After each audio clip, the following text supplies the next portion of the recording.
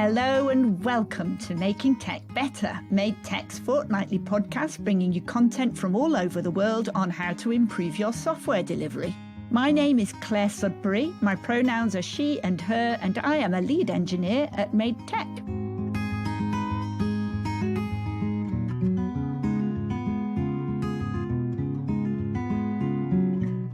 Test-driven development is a well-known but still underused software crafting technique. Geepaw Hill has been practicing and teaching test-driven development for 20 years, so he's the perfect person to talk to about it. And on 17th of August 2021, I did. Hello, Geepaw. Hello, Claire. How are you today? I'm good, thank you. Okay, so let's leap straight in and tell me about that name of yours. Where does Geepaw come from? Okay, so my name is Geepaw. My birth name was Michael. Geepaw is the initial G and the word paw, and it's short for grandfather. And if you were to look at a picture of me today, you'd see that I am, after all, of the grandfatherly age at this time. But the name actually is not meant to be a reference to my extreme seniority and wisdom, but is actually affectionate teasing, because I became a grandfather when I was just 31 years old. My wife's a little older than me, and her kids were nearly grown, and I was presented with my first grandson 30 years ago last week. And as you can imagine, my friends and family thought that that was the most hilarious thing they had ever heard. So they started calling me, everything, grandfather, old man, the patriarch, on it went, and eventually got shortened to Grandpa and then Geepaw.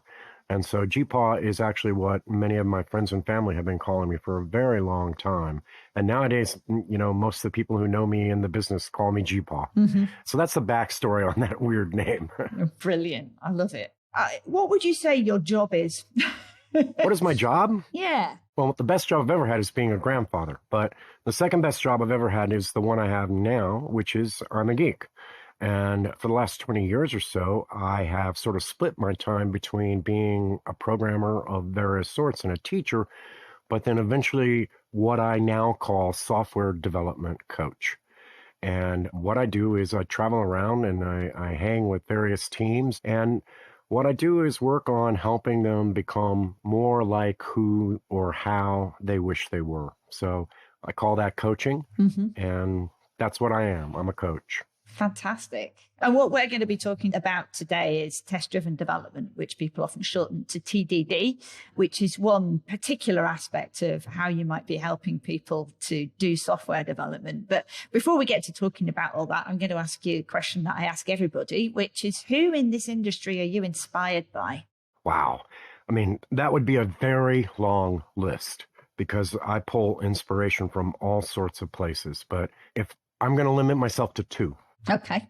My very old friend and mentor, Ron Jeffries, inspires me by his persistent, annoying questioning of whether things are working and what we should do if they're not working. Brilliant. And I find that incredibly inspiring.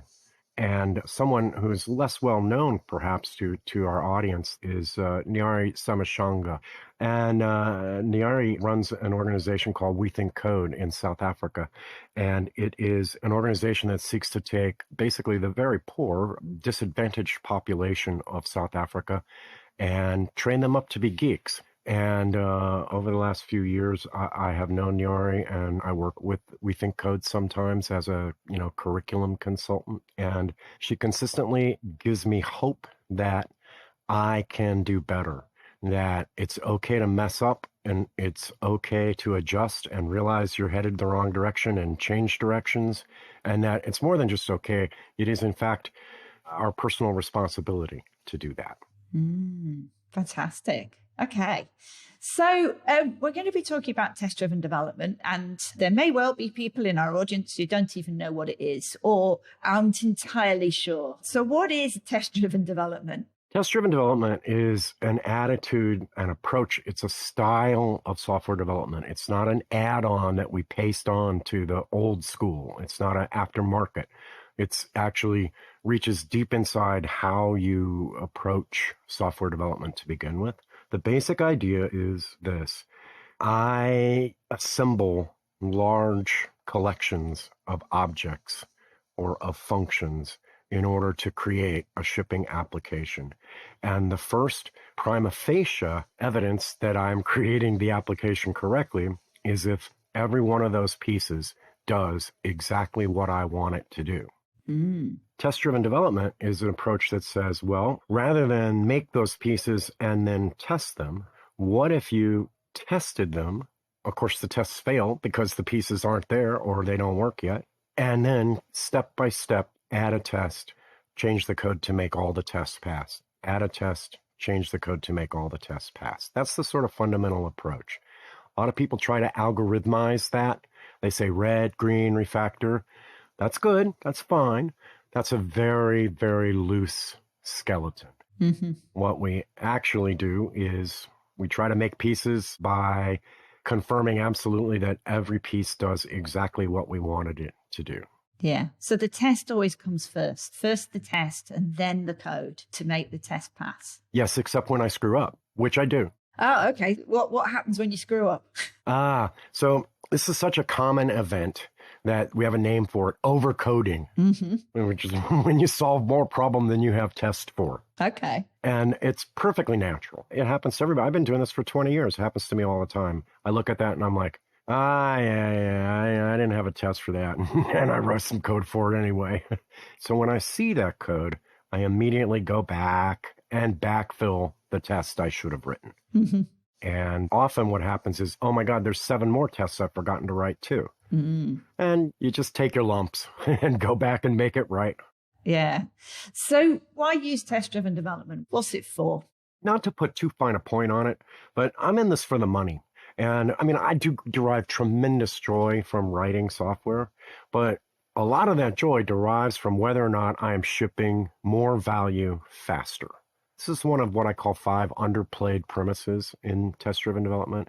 And the first of these is the value premise. And it says, if our value depends on us changing our branching logic, then test-driven development will get us there faster. And since almost all changing code is in fact changing our branching logic, that's why I use TDD. There's a lot of stuff out there that suggests that you should TDD because you're a good person in one form or another, either because you're a patriot or a good citizen or an artist or a craftsperson or a this or that or the other. I don't sign up for any of that. I test drive because when I test drive, I get to ship more value faster and make my clients happier.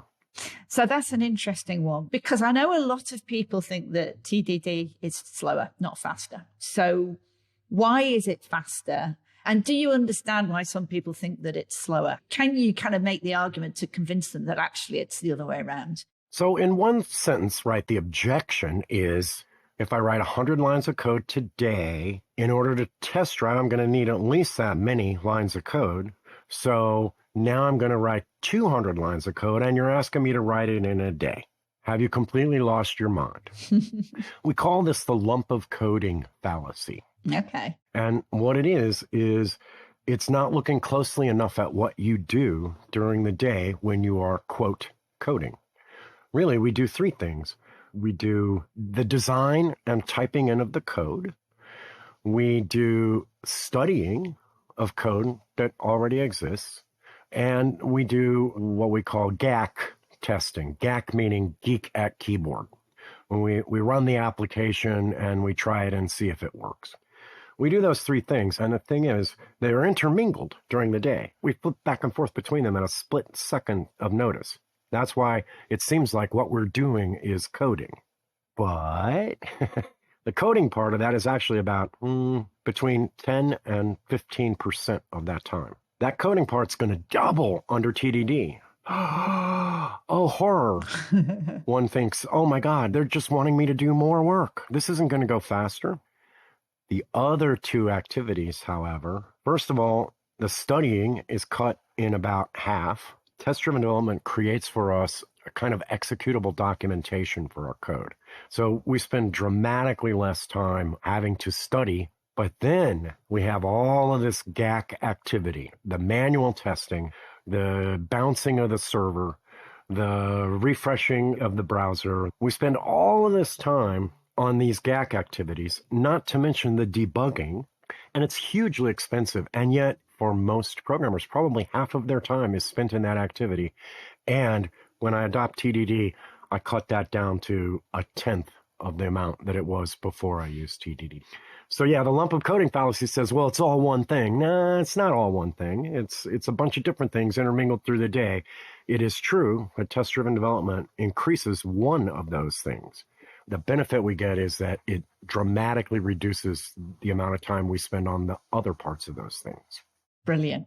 Yeah. So I absolutely agree with you, but it is something that can be surprisingly difficult to persuade people. And particularly, I think if you move from code that hasn't been tested and hasn't been written in that way to code that is, and it can definitely feel as though you are slowing down because it feels like you're doing more work, particularly if you're having to backfill. So if you're dealing with code that hasn't yet been tested, you quite often end up having to retrofit, which, can feel like a very time-consuming activity. Do you have any tips for helping people to feel the benefit of that quickly? Take many more much smaller steps. I find pieces that I find particularly interesting. Typically, I have to learn how to get them to a place where I can test them. Mm-hmm. Because often in modern software development, they're buried, 9 levels up the inheritance hierarchy, or they're hidden behind some massive interface and all privatized and everything else. Well, I just take them and put them someplace I can test them, and then I do the backfilling against those tests. Mm-hmm. The reason I said that TDD isn't a bolt-on, it isn't something I add to everything I've learned so far. It is a different beast. And the thing I try to remind people is, I don't know when the last time you learned anything that was hard to learn, that was a challenge for you. Maybe you learned to cook. Maybe the last time you did it was when you learned to ride a bicycle. I don't know. But yeah, you got slower. You got slower for a little bit. People are often surprised at how quickly TDD applied delicately to an existing code base can actually help them find problems. I tell these teams, you don't have to TDD. I don't care. Whatever's right. But every time a bug gets out of the house, come to me and let's see if we could have written a test that would have caught that bug before it got outside the house. And over time, they tend to realize that they could have saved a lot of time and stress and brush fire if they had actually simply written that test to begin with. Yeah. Yeah. The TDD is a big body of learning. And one of my angry things about the trade is how we try to oversimplify and ruleize everything we do. TDD is tricky.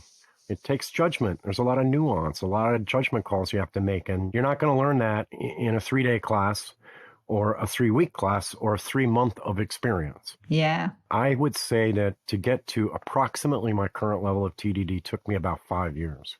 Basically, I ran into a brick wall.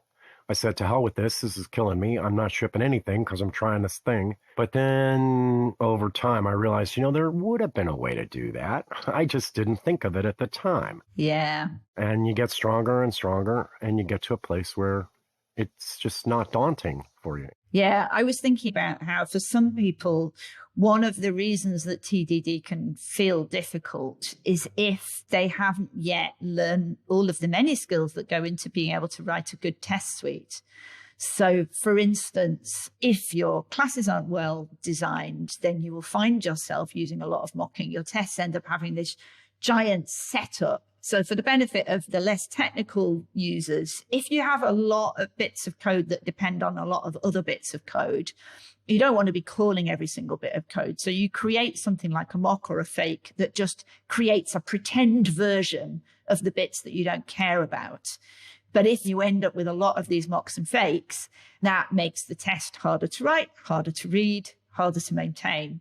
And that's one of many skills that, as you say, comes with time, the ability to write code that will be testable with tests that are quick and easy to write and read. Absolutely. We're absolutely in complete agreement about that. I think that another underplayed premise is what I call the steerability premise, which says that tests and testability are first-class participants in design. And what it means is just that if your design was not built to be testable cheaply and easily, it won't be testable cheaply and easily.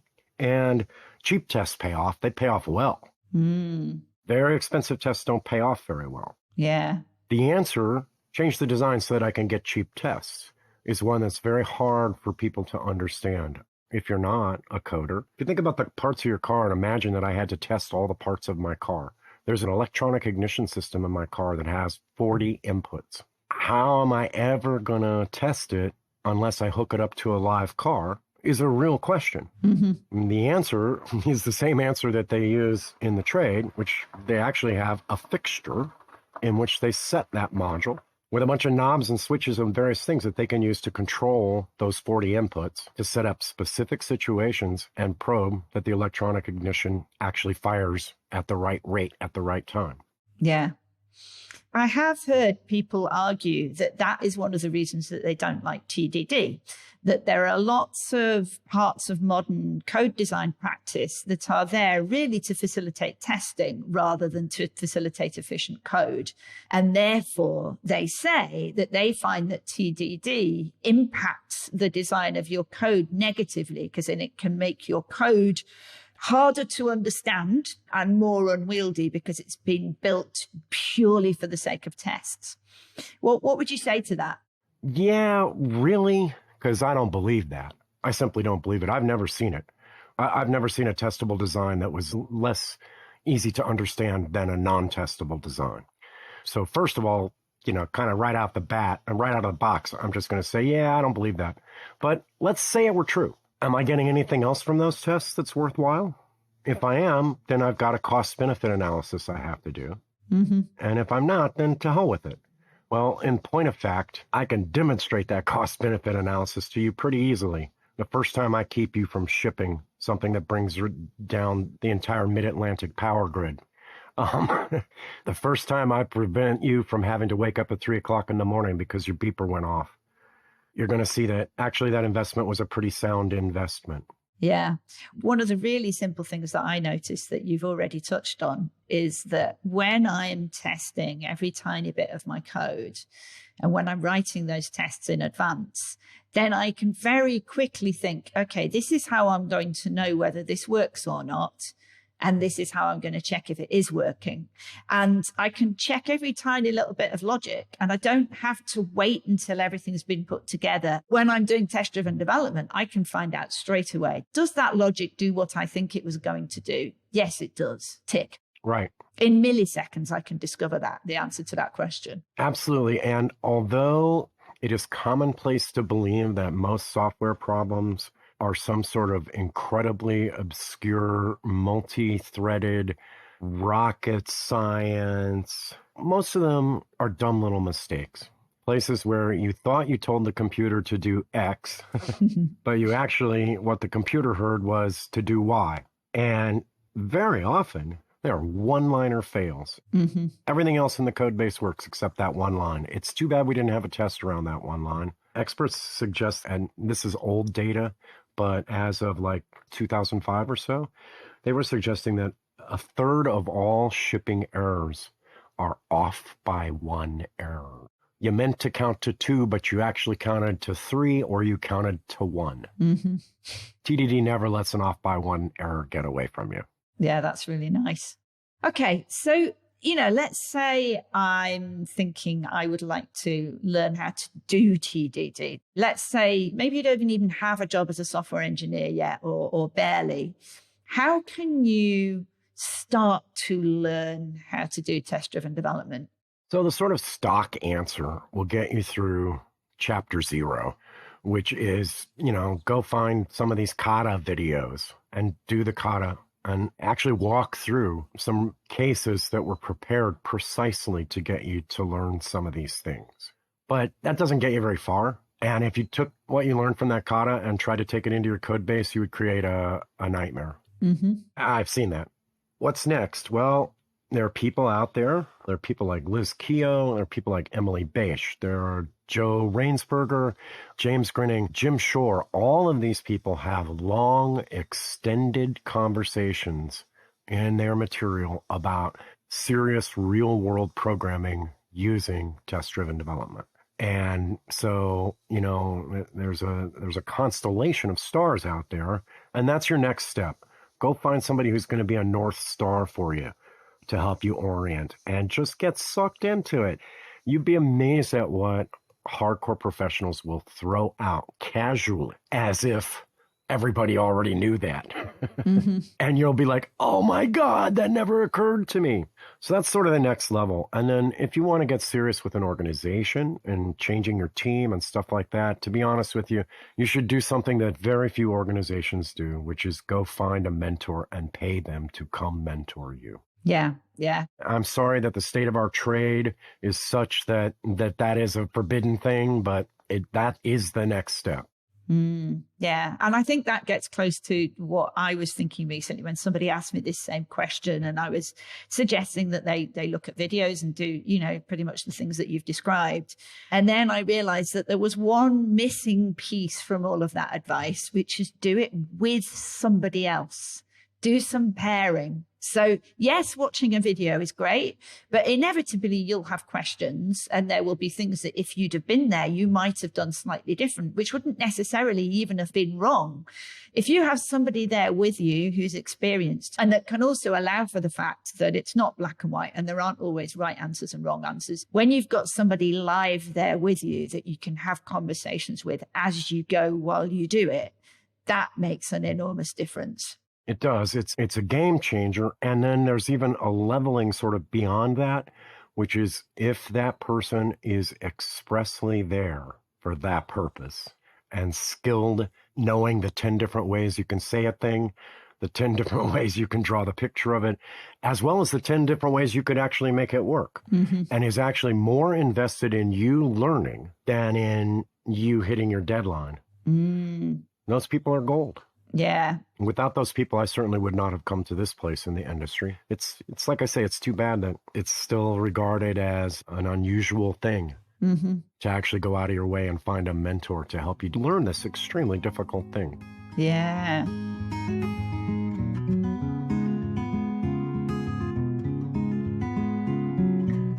While I've got your attention, let me tell you a bit about Made Tech. After 21 years in the industry, I'm quite choosy about who I'll work for. Made Tech are software delivery experts with high technical standards. We work almost exclusively with the public sector. We have an open source employee handbook on GitHub, which I love. We have unlimited annual leave. But what I love most about Made Tech is the people. They've got such passion for making a difference, and they really care for each other. Our Twitter handle is MadeTech. That's MadeTech. We have free books available on our website at madetech.com/resources/books. And we're currently recruiting in London, Bristol, South Wales, and the north of England via our Manchester office. If you go to madetech.com/careers, you can find out more about that.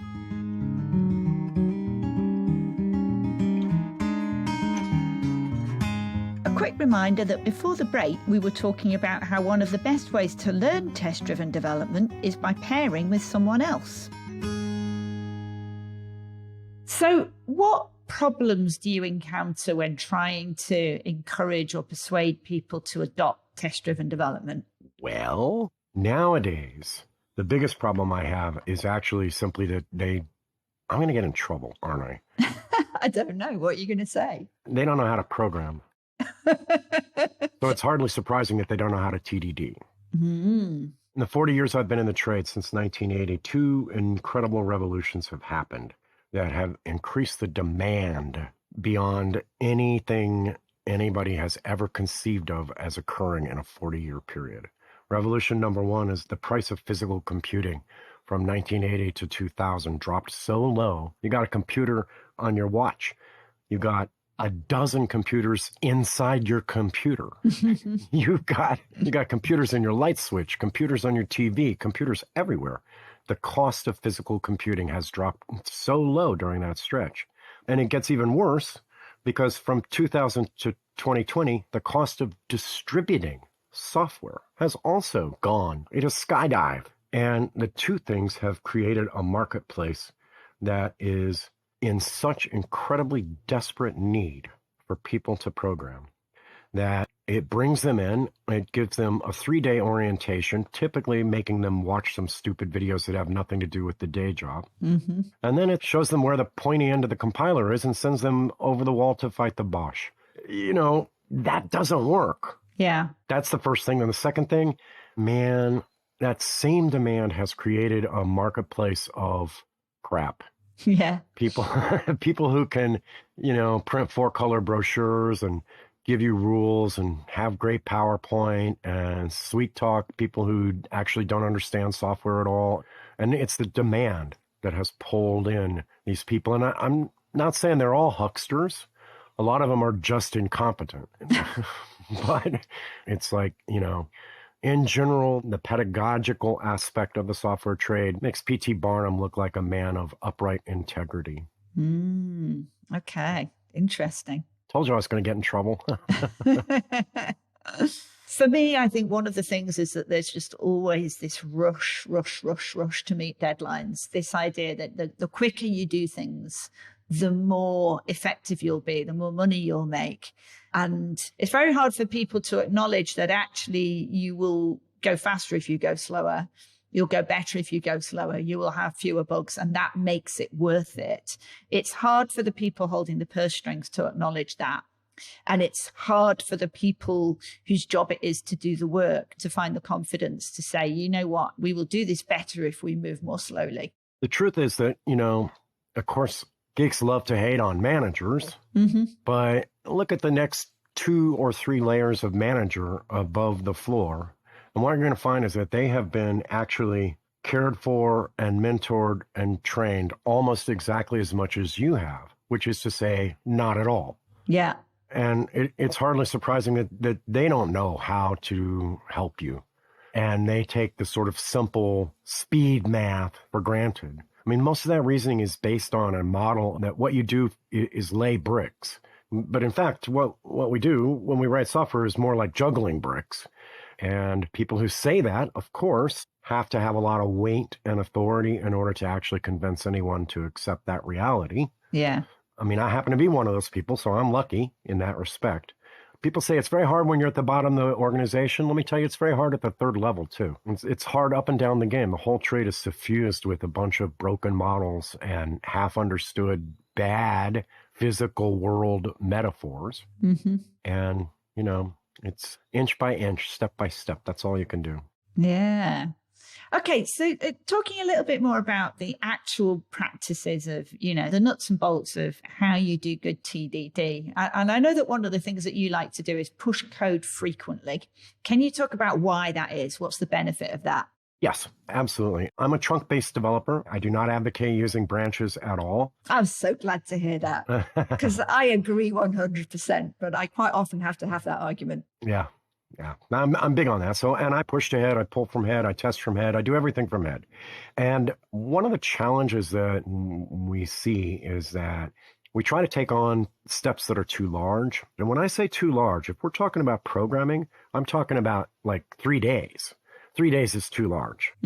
Typical cycle time for a push. I'm working in Kotlin. That obviously is part of that. It's very expressive and compact as a programming language. And I'm good at it. You know, I've been doing this for a long time. So that's part of it too. But my cycle time varies between 10 minutes and half an hour. And once I get past half an hour, my stomach hurts. Yeah. And I get panicky. And if I make it all the way to 45 minutes, I just revert.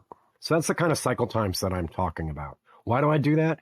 Because it keeps me from breaking everything else in the universe, which is incredibly important. Our model of programming has this idea that there's a finished jigsaw puzzle with all the pieces in perfect shape, and that you first get a problem description and then you create that puzzle with all the jigsaw pieces.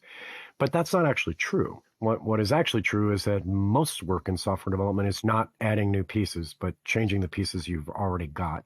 Yeah. And because you're afraid to make that change, what you do is you create a branch, you take a bunch of big steps out on that branch, and then you try to bring that branch back into the main body of code.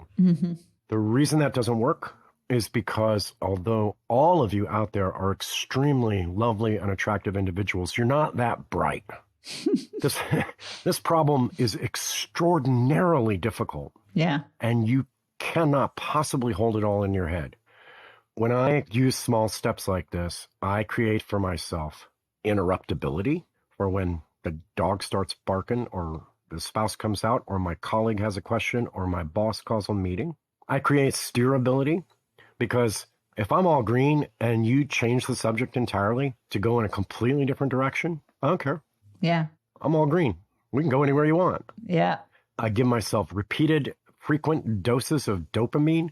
People love to talk about how, oh, it's human. And this trait is, yeah, dopamine. I'm talking about drugs. I'm talking about abusing substances in the workplace. Every time I get to the green bar, I'm like a rat pressing the food pellet lever. Oh, I got a pellet. I got a pellet.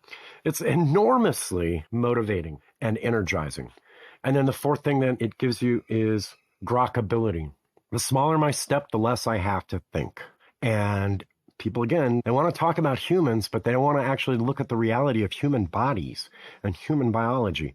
Bandwidth, the number of intellectual balls you can juggle, is, for most of us, between 4 and 6 at a time. And our performance doesn't degrade steadily when we go to 7, 8, 9. It dives to the ground. Yeah. We get extremely, extremely slow and make it very much harder for ourselves. When we take smaller steps, we can understand what it is that we're changing. Mm-hmm. And that is of spectacular benefit for us in terms of productivity. The catch for those 4 huge benefits is this. You've got a plan for that. Yeah. That is to say, the collision between limiting the size of the stride and getting a whole new screen up on your app, you can't do it. It can't be done. You're going to have to take it in little tiny steps. And I can just keep pounding steps all day long, get my dopamine all day long. And I will actually improve your application faster than if I took larger steps that were more in line with the direct, immediate increase of user value. Mm. This is really hard to get across to people, but the problem is that old reasoning that is so common is based on a silly model of the world that exists in exactly one place, which is two-dimensional plane geometry. So if we talk about a vertical slice of functionality that might ultimately be the reason that you're making your tiny step, because you're moving towards as small as possible, but something that's going to be visible to the user and that's going to make a difference to the user experience. Are you still happy to package up your tiny steps into something a bit larger that might be the thing that you're delivering, if you see what I mean? So I certainly carry around an idea of what is on the horizon, right? Of what that faraway step actually would have been trying to achieve. But I can't get there in a straight line, and I won't try to get there in a straight line. Mm-hmm. I get there by taking little tiny steps, each of which gives me a dose, and that doesn't send the user's experience backwards. And now we're moving sort of out of code and actually more into the story level when I say this. When you actually get this across to people, it actually turns out to be pretty easy to solve the sorts of problems that they encounter. But they weren't looking for those solutions before. Mm. And now that they look for them, they're like, oh, yeah, it's everywhere. So we talked about cycle time being very short. I would advise a team to have a story cycle time of 1 team day and a half. Mm-hmm. No story should take us longer than a day and a half to implement. So again, by our modern standards, that's an extremely tight, limited stride for a step. The trick is not to try to add all the value at once, because when you add all the value at once, you're also going to be adding all the risk at once. Yeah. Much better to distribute the risk and the value in slow accretion of the ultimate desired functionality. Yeah. Fantastic. Thank you. So there's one question that I really want to ask you, which I've noticed from following you on Twitter and from looking at your website, and I don't know how long this has been true, that you preface everything you say with Black Lives Matter, which I love. But can you tell me a little bit more about that? I started doing that about 3.5 years ago. Every one of my major Twitter muses has a statement at the beginning, right after the sort of header introduction tweet, and another one at the end about that. One of the things that we see is how easy it is to focus all of our attention inside the monitor. And believe me, God, I love geekery so much. But for me, there are more important things than code going on around us. My friend Ron will often introduce such a session with a similar tweet to mine, except he casts around sort of about the things that are upsetting him this week. Mm-hmm. And I think that's great. I have no problem with that. But for me, I live in the U.S. The most horrific thing I see in the U.S. today is how we treat our co-equal citizens. Mm-hmm. And I know that there are other extremely bad things that we do, things I would also like to change. But I decided that the thing that I was going to try to draw people's attention to and get them to pay attention to, I mean, look, Claire, you're looking at me, even though our listeners are listening, you're looking at me, you're looking at an old white guy, an old white American male computer geek born in 1960. I live better than most kings and queens you've ever read about. So I have a place of position and privilege from which I can maybe point out that there are more important things in the world than me. Yeah. And for me, the issue that has struck most fully in my consciousness is the extraordinary rationalizations we use to justify what is frankly oppression right here in my country, right here in my neighborhood. Yeah. And that's why I do that. Now, I should say that's not enough. I should also say that I do other things too that are in support of that exact thing, more than just a couple of tweets. And then I should thirdly say, and also, that's not enough either. I'm aware of all those things. Anytime I can get somebody to say, hey, you know what? This guy is supposedly a programming expert and he actually cares about the world, I call that a win. Brilliant. Brilliant. Okay, so I'm going to move on to the questions that I ask everybody. So the first one, and this is just a little game, really. I'm going to ask you to tell me one thing about you that's true and one thing about you that's untrue. And if listeners want to know which one was the true one, then they have to subscribe to our newsletter, which the details will be published in the show notes. Okay. I have no formal education in programming computers, and I do not have a college degree at all. Mm. That would be one. Okay. And what would be another one is that I take a 4-mile hike every day. Mm. So you're a fit old white man, healthy, well exercised. One of the interesting things that the autodidacts are often the best educated people, the people who teach themselves, partly because they often have this feeling that everybody else is ahead of them and that they need to catch up. I listened to a lovely, lovely podcast with Alice Goldfuss. Have you come across Alice Goldfuss? Yes, absolutely. She was on a podcast that interviews people about their careers and how they got to where they got to, specifically developers. And she didn't have a degree and was self-taught. And she describes a scenario where in one job, she was trying to decode stack traces and she was looking at right down at the machine code level. And she was trying to work out what this error was telling her. And she went off and taught herself how to read machine code level stack traces in order to understand what the error was and to debug something. And the reason she did that was because she assumed, without asking anybody, that everybody else must already know how to do this, because that's probably what they got taught at university, right? And she felt behind. She felt on the back foot. She wanted to not look stupid. So off she went and taught herself this thing, and then discovered that nobody else could do that. Right. So she was teaching everyone else how to do it. But that feeling that everybody else is ahead of you can make you actually push yourself harder than anybody else ever had. Yep. So to end on a high, what is the best thing that happened to you in the last month or so? It can be work related or non-work related. Doesn't matter. So I've had an awful month.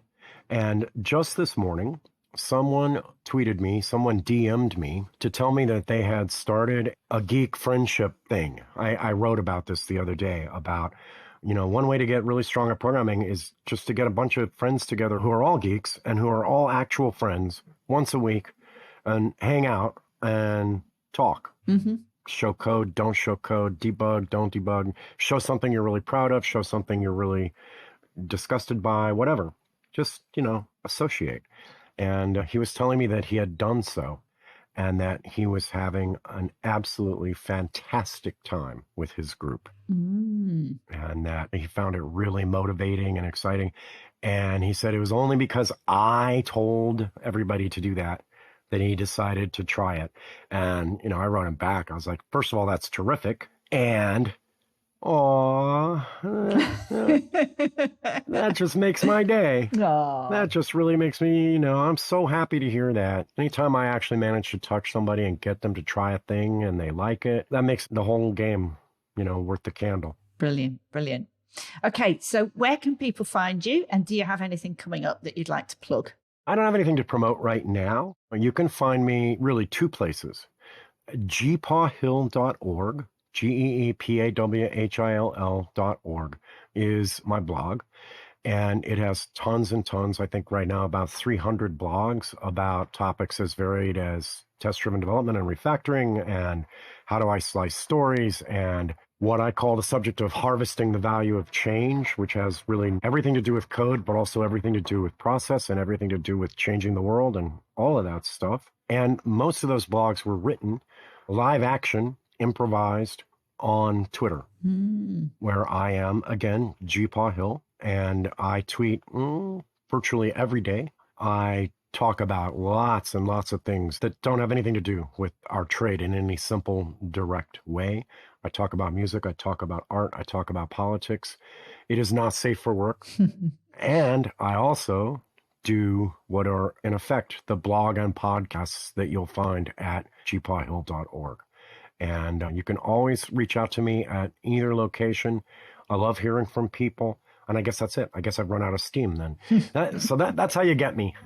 Fantastic. Thank you so much.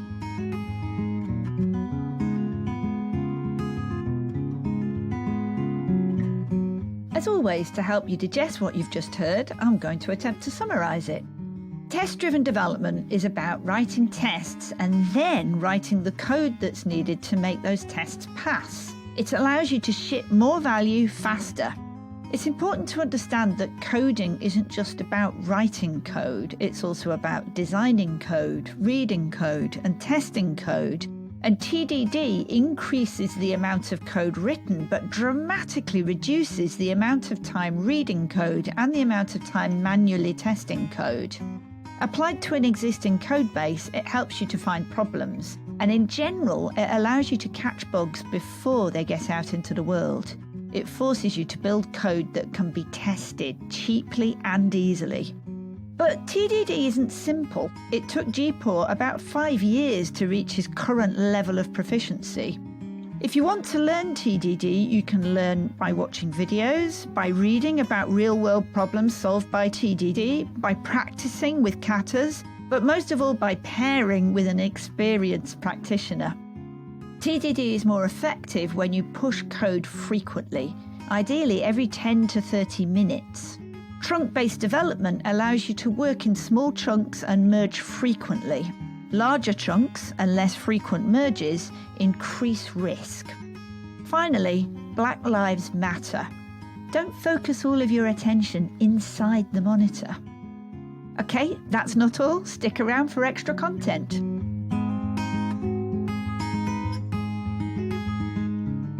Every other episode, this last short segment will be devoted to story time.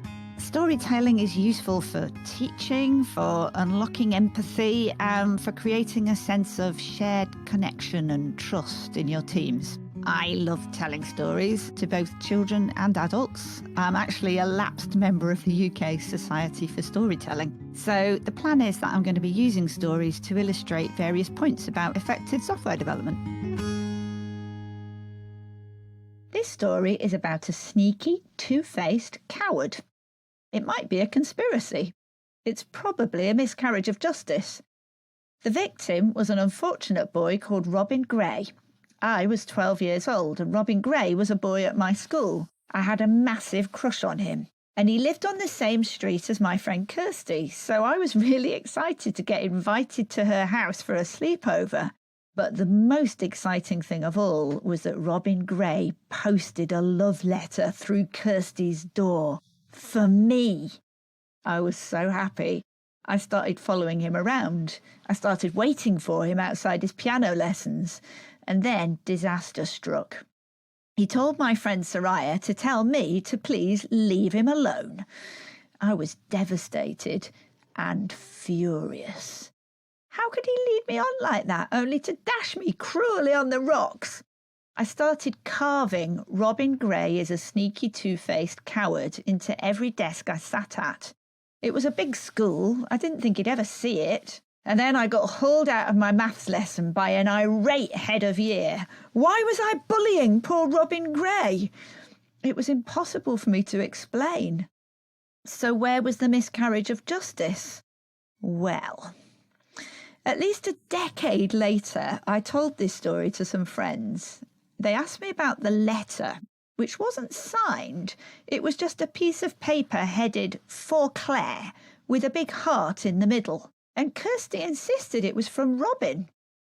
Now, H.J. Burlingame, who was a magician 100 years ago, once said, "We easily believe what we ardently desire to be true."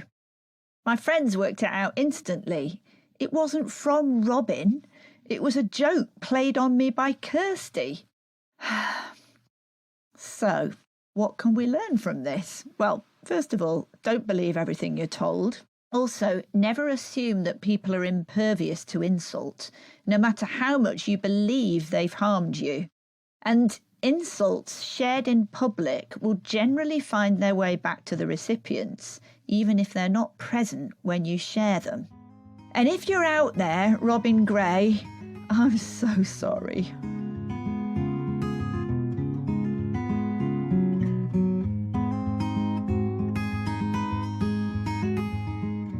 Hi, I'm Jack, MadeTech's Events Coordinator.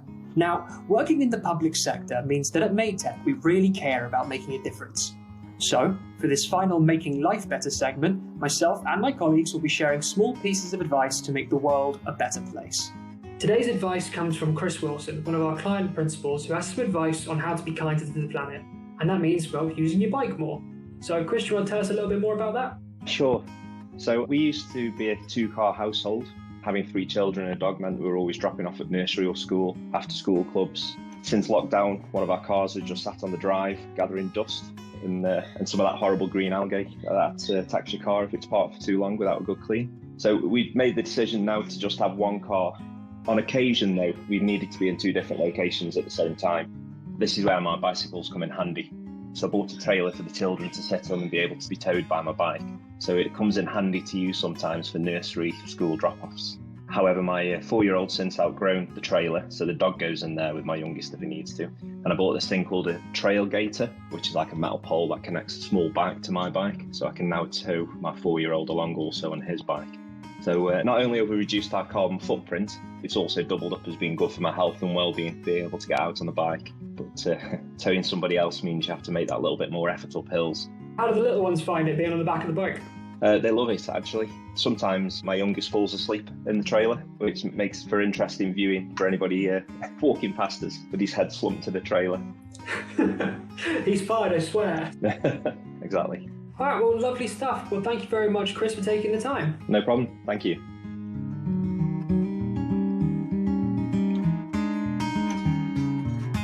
And that's the end of another episode.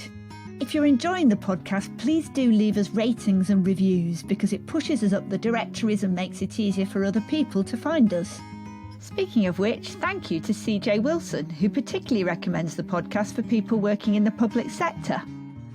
I've got a few talks coming up. You can see the details on my events page on Medium, which is linked to from my Twitter profile. And you can find that at Clare Sudbery, which is probably not spelt the way that you think. There's no I in Clare, and Sudbery is spelt E-R-Y at the end, the same as surgery or carvery.